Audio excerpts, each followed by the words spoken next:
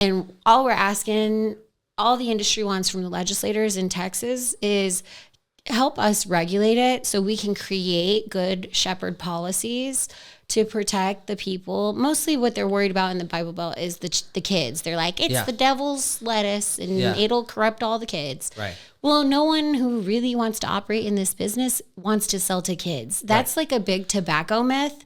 And yeah, they did that. That is part of our real history. That did happen. They were marketing to kids. By the way, so are Fruit Loops. By like all of the food that we're seeing right now with the sugar and all of the chemicals that are in it. Yeah. They're all marketing to kids. The cannabis industry does not want your kids. We don't. No. It's just no. Yeah. It's there. I don't know a single operator where that's an idea. Yeah, because we don't need it. I think late teenagers are probably looking for it because of the escapism. Probably as soon as you make it legal, actually, teenage use has dropped in states. Really? Well, not in states where it's prohibited. States where it's allowed. So Denver, California, Washington, Oregon have seen a decrease. Yeah. If your mom is smoking weed, is that cool? Ew, I don't want to do what mom is doing. That's crazy. Well, she's gonna invite you too because, like a mom, you'll let's do it together. Yeah. Do you wanna have a smoke? Let's watch. Go away, Mom. Let's watch Pineapple Express and or coming down and hang out with you and your friends in the basement. And also like millennials are parents now, right? Like exactly. these. And if we're approaching it as a medicine, like if we're approaching it as an herbal supplement, a nutraceutical, or in some cases a medicine that is prescribed by a doc, then like, I don't know. I wasn't one of those kids who was like, yeah, let's drink the cough syrup. It's cough syrup and you can get high on that shit. Like, I wasn't one of those kids. I think most kids aren't. I have 2 teenage boys. They know a ton about cannabis because of the work that I do. And they have no interest. They already told me, well, Mom, I know that my frontal cortex isn't developed until the age of 24. And that's that crazy if I consume, well, because they know the science. If we educate the people, the people will respond. I remember when I was in high school, like lean was such a big thing.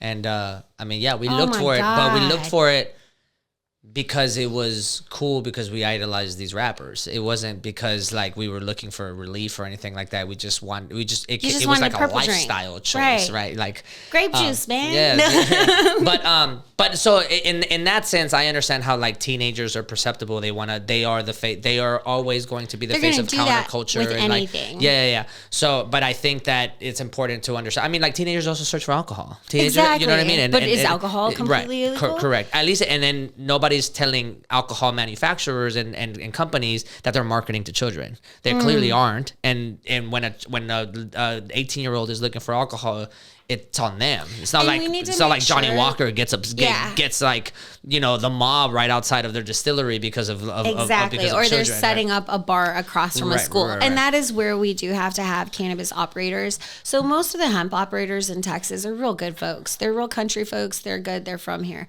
There are a lot of Latino operators. Yeah. There are a lot of, Texans. And there are a lot of folks who aren't from Texas at all. Like they came here because people come to Texas for a dream sometimes. Sometimes it's a little more accessible to actually have one here. Although that's questionable depending on which side of the fence you're coming from. But there's a lot of good people in the industry. They want to do good things, and we're calling on other operators to also be good partners, because if you're not, we don't want you in our industry. Like if you're going to sell to kids, we want you to, we want enforcement for that. If you're going to put something by a school, that's bad. That's nefarious. We're not doing that kind of shit. We're trying to help people. We're trying to help the nation, and we're trying to help the state get past this stuff. Because frankly, the real reason why I think it's still prohibited has nothing to do with public health and everything to do with mass incarceration.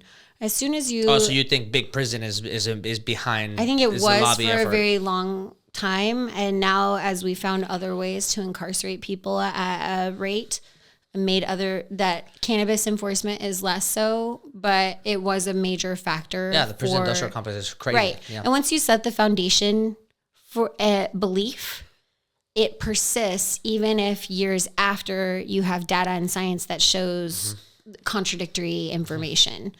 So we have a couple of issues that we need to fix.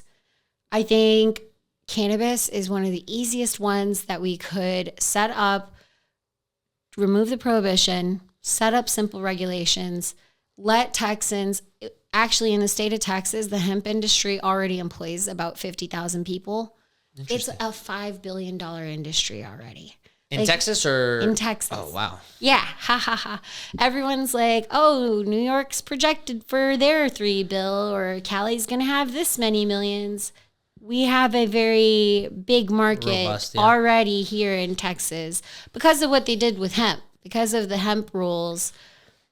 THCA is not THC, it's THCA. So we're able to sell legally these products because it's not the molecule that they banned. And the hemp bill allows hemp.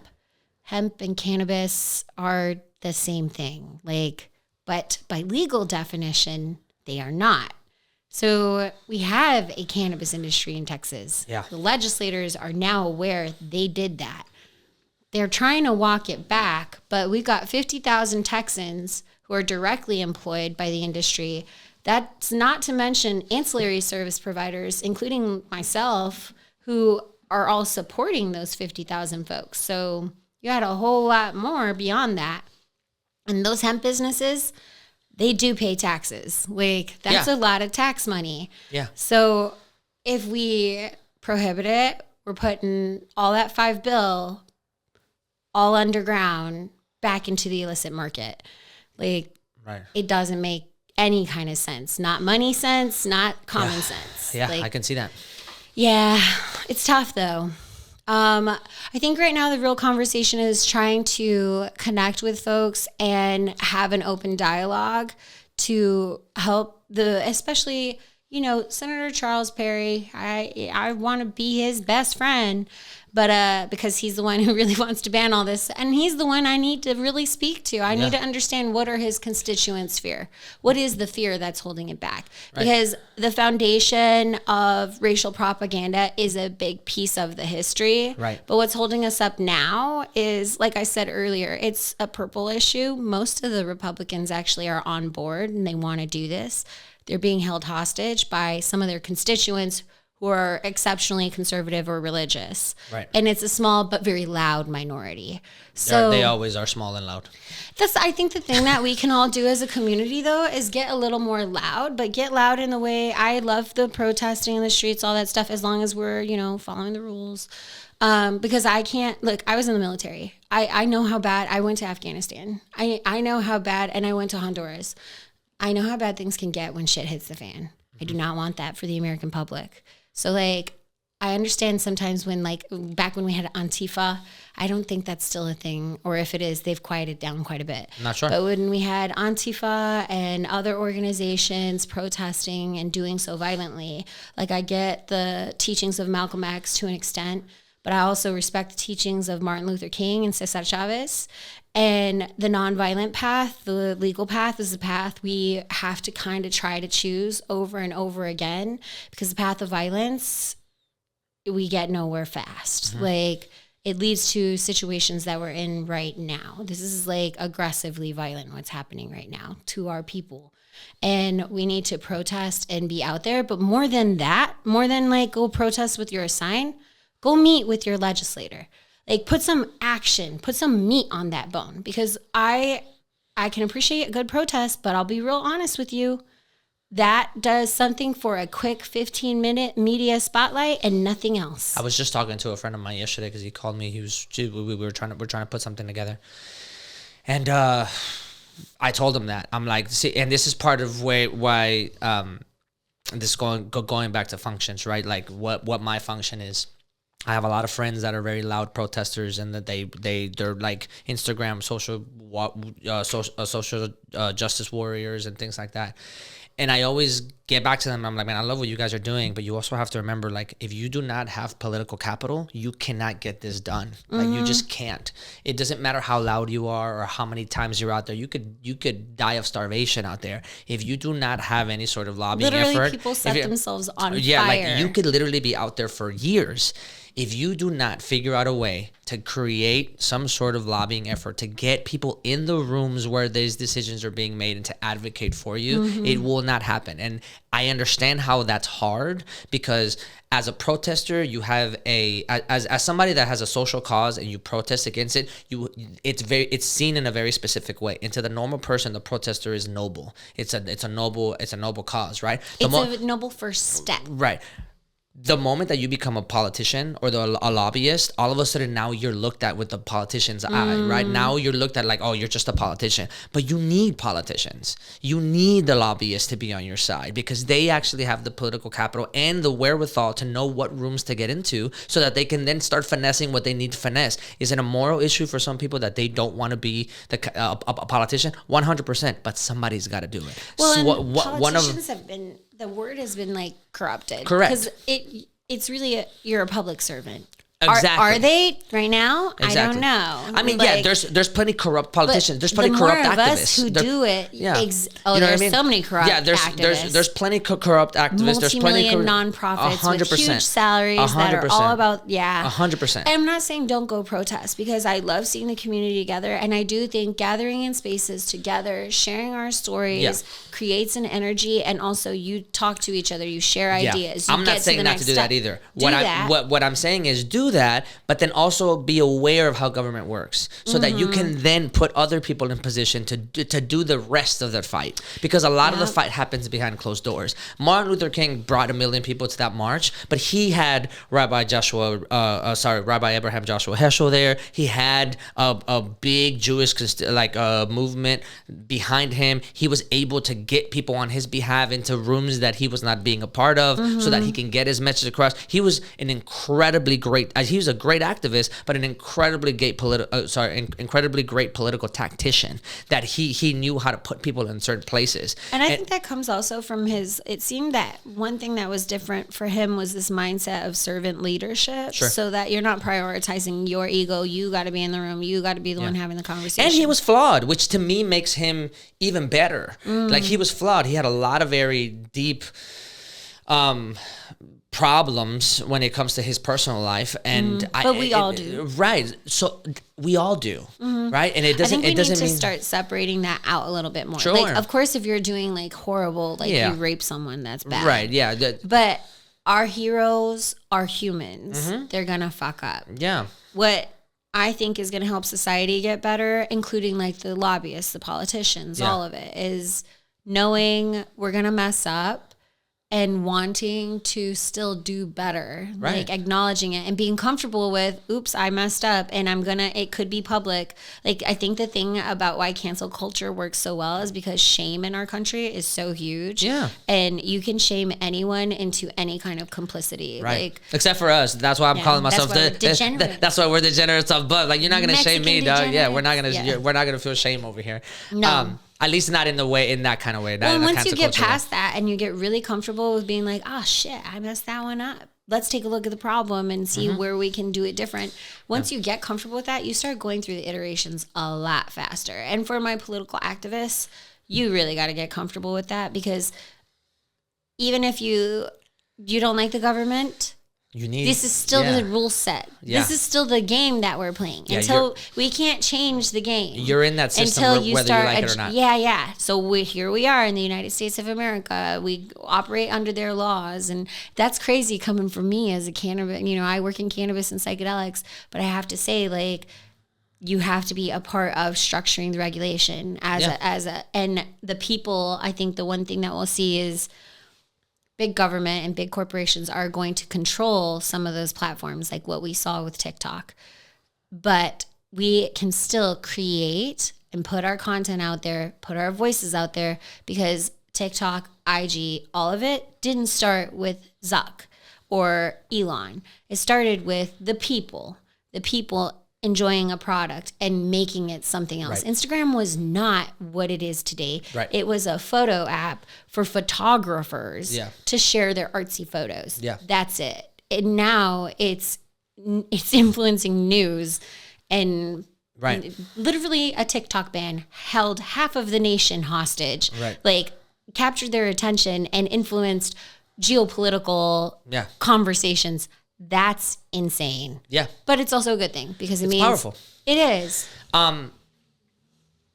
We unfortunately have to wrap up, but I want to say that we should continue this conversation. We should put a pin in it so that we can continue having it, because I feel like as time goes by, we're going to be able to pick this conversation back up and add more nuances to it, and or hyper focus on very specific points.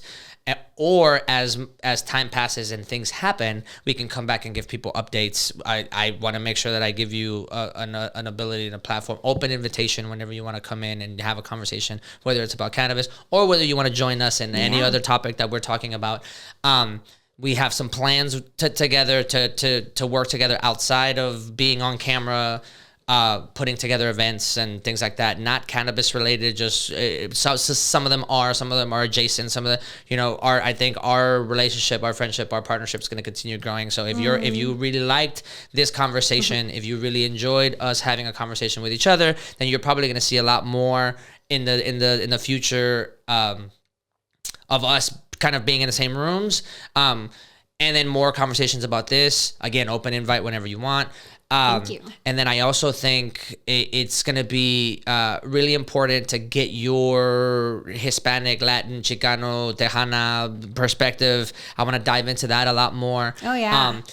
As the political climate becomes a lot more convoluted and very loud and very propagandized in the next, what I feel it's going to be for the next couple years. I'm starting, this segment, which I'm debuting it now I'm talking about it, and you'll get to hear it. I really like the word undocumented for some reason. So I'm calling a segment undocumented, and what I'm doing is have you ever seen Soft White Underbelly? Oh, yeah, okay, I love so it. I want to do Soft White Underbelly-esque videos, but talking only to highlight immigrant stories, like the beauty of the immigrant story. And I'm trying to tap into immigrants from all walks of life that have come here and contributed to this country. A lot of the propaganda that's coming in, again, this goes back to where I feel like my function is. A lot of the propaganda that comes in terms of villainizing us, calling us degenerates, calling this and that, blah, blah. A lot of that coming in is very effective, and I've noticed that it's been very effective for decades. And I feel like the only way that I can contribute is to bring art to the table, and the only way that I bring art to the table is to highlight some of these stories and to humanize them. If you're going to villainize people, I'm going to humanize them. I love that. So I have a segment that I'm working on where I'm going to do a very documentary style, very cinematic style interviews with people just sharing their story and the power of their story. And not just so that they could kind of like immortalize their story and have it live somewhere, but that so other people can come in and hear these stories and say, wow, like we are very diverse and we didn't know it. We've affected a lot of economies, we've affected a lot of communities, and we wouldn't even know it. We're in every sector of the capitalist market in the United States, and we wouldn't even know it. I'm not gonna, it's speculative, but Latinos were positioned to become the majority in this country. So it's very interesting to me what's happening right now. Mm-hmm. Yeah. And mind you, does 1 + 1 equal 2? So mind you, I also want to say out there's a lot of Latinos that don't agree with each other. There's a lot of, we're not a monolith either. No, there's plenty of them who are excited about what's happening. Right. And I'm not trying to invalidate them either, even if I don't agree with them. But what I'm trying to do is really bring out the sheer diversity of our piece of the blanket of the United States. And I'm trying to do that in a way where it's not colored by political jargon. It's not colored by the stereotype or the caricature that's been placed over us. It's kind of taking it back for a second and saying, like, look, if I'm going to be able to produce something, I want to produce something where I have a way of characterizing this the way that I see it, the way that I know that it can be characterized, as opposed to letting a foreign agent to pun intended, right? Letting a foreign agent control the narrative of the people that look like me. Well, and I think that's going to be the power of what you're doing and the power of us moving away. It's called undocumented, but it's not because I'm looking at stories of undocumented people legally. I'm calling it undocumented because the story of the citizen, the third generation Hispanic, hasn't been documented. That's exactly it. You know what I mean? Like the story of the farmer. The government had it, but now the people have it. Right. So I'm calling it undocumented as a pun, as like a flip on the word, because I'm not going to have people on camera for very obvious reasons of people that are not here legally. I'm gonna have people on camera that are 100% here legally, are American citizens that you've never heard their story and how they contribute to their to how they also get placed in this box, and they also get villainized despite the fact that they have contributed a lot to every community that they've been a part of, small and large, right? Well, my grandfather was undocumented for many years, but his daughter served in the military, and I served in the military, and his son served in the military. Maybe we can start with you. Oh shit! We can start with you, but I want to make it like really cinematic and poetic, and I'm trying to make it like really nice, because I feel like we deserve it. I feel like the people, Tejanos, Chicanos, from people from LA, from Chicago, people from all walks of life that have come to this country and created subcultures after subculture, contributed to pop culture and never got credit for it. Like all of these things, I feel are incredibly important, and so I'm calling it undocumented because there's just no record. There's no record of it anywhere. So I want to create my own digital database of people, my own weird stories. Like Hispanic family tree. So, I love it. I love it. It's so needed right now. Yeah, I think so. And this is the time for it. Like, this is the time for the people to share their voices. Now we're realizing news media doesn't have that platform. It really is on individual creators like you to help tell these stories, to help create normalization, and to help create a space where we can have conversations even when we disagree. And I think that's the thing we need the most. Of course. Well, that being said, thank you for coming. Thank you. We can't wait to have you back. And we can't wait to have many more conversations about cannabis and about other things, because I think it'll be fun. That's it for this episode. Thank you guys. Please remember to like, share, subscribe, share it to everybody if you like it. If you dislike it, share it even more because it helps. So just talk hella shit. Yeah, if you don't like it. If you don't like it, just write it on there that you didn't like it. Cut that. Just write it on there, talk hella shit. But we really appreciate your help. This entire enterprise, this entire function is entirely self-funded at the current moment. So everything that you see, everything that we put together, we do ourselves. So any support that you guys want to give us, or any support, any like, any share, any subscription, really goes a long way, and we appreciate you in advance. Thank you guys so much, and until next time.